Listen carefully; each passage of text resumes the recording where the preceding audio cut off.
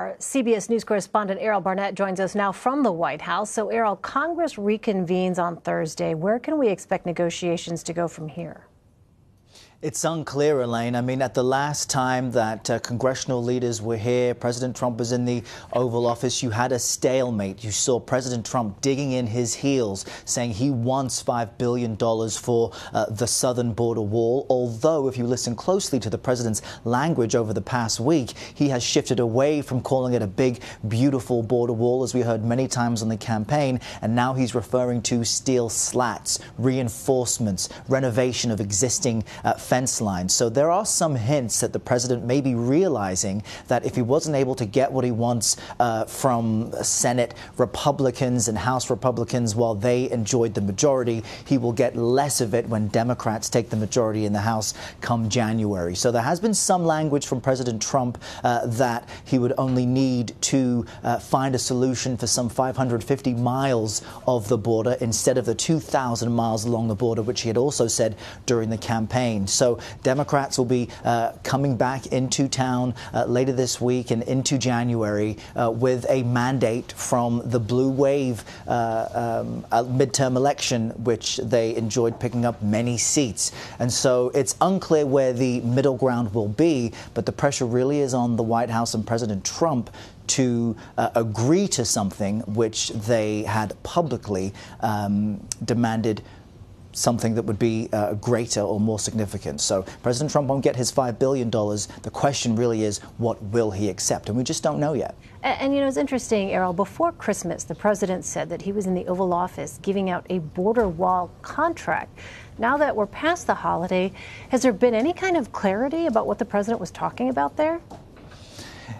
The president's comments in the Oval Office the past few days really have raised more questions than we've been able to get answers to. We have repeatedly requested from the White House any details on this contract, which the president said he awarded to a company that would be able to address the border issue, or at least a 100-plus mile contract in the president's words. It's unclear what company won that contract. It's also unusual when we consider how government contracts are bidded upon and dealt out. Usually there is a transparent process. It's clear which companies are making these bids, and the government usually makes it clear which company won and why. For President Trump to all of a sudden announce that a company has been awarded a contract, as I say, it just raises more questions, and we don't yet have clarity on that either.